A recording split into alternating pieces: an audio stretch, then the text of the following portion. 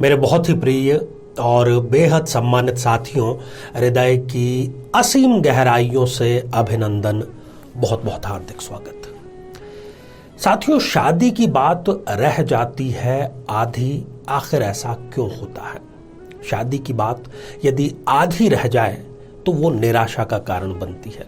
कहीं ना कहीं व्यक्ति स्वयं ये सोचने को मजबूर हो जाता है कि आखिर ऐसी क्या कमी है मुझ में, जो सभी की शादियां हो रही है मेरी नहीं हो पा रही।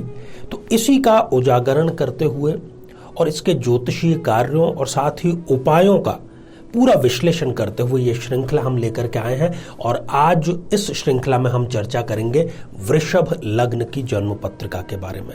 और यदि आपको भी ये लगता है कि वृषभ लग्न की आपकी जन्म पत्रिका में आपको अननेसेसरी शादी में डीले का सामना करना पड़ रहा है, तो ये एपिसोड जरूर देखिए।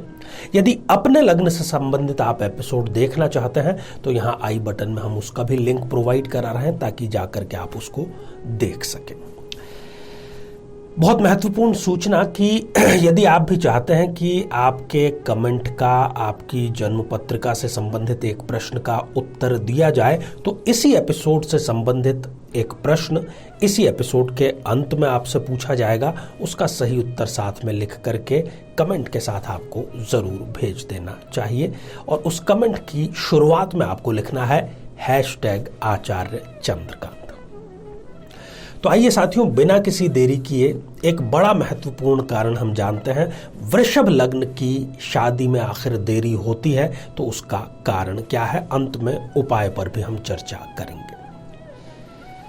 साथियों, ये जो एक जन्म पत्रिका आप स्क्रीन पर देख पा रहे हैं, 2 नंबर से प्रारंभ हो रही है। 2 नंबर का अर्थ होता है वृषभ राशि। तो ये जन्म पत्रिका हो गई वृषभ लग्न की जन्म पत्रिका। जिस सिद्धांत को लेकर के हम इस श्रृंखला में चल रहे हैं वो है द्वितीय भाव। वैसे तो द्वितीय भाव धन भाव होता है, कुटुंब का भाव होता है, परंतु यदि इसी धन भाव में पाप या क्रूर ग्रह विद्यमान हो जाएं, पाप ग्रहों की श्रेणी में आते हैं राहु, केतु और शनि, और क्रूर ग्रहों की श्रेणी में आते हैं मंगल और सूर्य। एक एक की यहां पर स्थिति के बारे में हम चर्चा करेंगे। तो यहां पर जब पाप ग्रह विद्यमान हो जाता है तो इसका सीधा सा अर्थ ये तो होता ही है कि कुटुंब से आपका बैर हो जाता है, कुटुंबी जन आपका फायदा उठाते हैं, कुटुंबी जन अननेसेसरी फायदा उठाते हैं, परंतु साथ ही आप भी स्वयं अपने कुटुंब का निर्माण कर सकें इसके रास्ते बंद कर दिया जाता है। और इसके रास्ते बंद करने का सीधा और सरल सा कारण है कि आपका विवाह संपन्न न होने देना। शादी की बात बढ़ती है, थोड़ी देर में रुक जाती है। तो शुरुआत करते हैं राहु से। साथियों, यदि इस जन्म पत्रिका में राहु देव द्वितीय भाव में विराजमान हो जाए, हालांकि लग्नेश के वो मित्र हैं, राहु की यदि इनको दशा अंतरदशा आएगी, धनदायी रहेगी, सौभाग्य कारक भी रहेगी। वाणी के ये बड़े ही कठोर होते हैं और 34 साल तक तो आप समझ करके चलिए, आजकल के दौर में यदि राहु की इनको दशा अंतरदशा चल रही है, 34 वर्ष की आयु 34 ईयर्स इनको शादी वो नहीं करने देता है।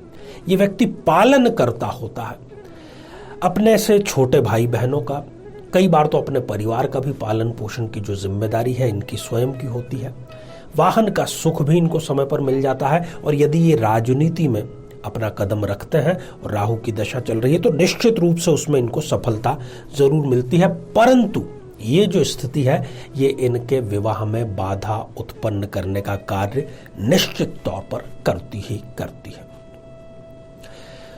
दूसरा, केतु की बात करते हैं।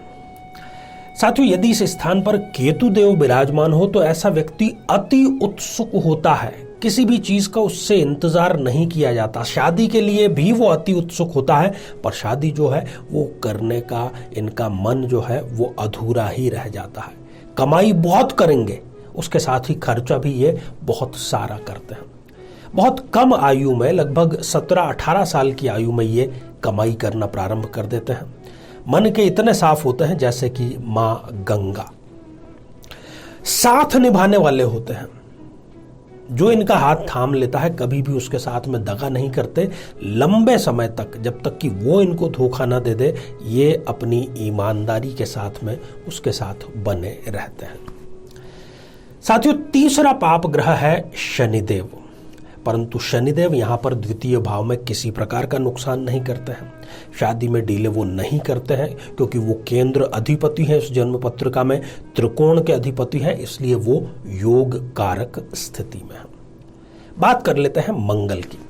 साथियों, मंगल इस जन्म पत्रिका में यहां पर बैठ करके, चूंकि स्वयं वो यहां पर मारक है, आंशिक मंगल तो इनको बनाता ही है, साथ ही इनको लव मैरिज करवा भी देता है और उस लव मैरिज को असफल भी वो करवा देता है। इनकी विनम्रता का, इनके अच्छेपन का लोग नाजायज फायदा उठाते हैं, अपने ही घर के लोग, और इनकी शादी के दुश्मन और कोई नहीं बल्कि इनके स्वयं के कुटुंब के लोग ही हो जाते हैं।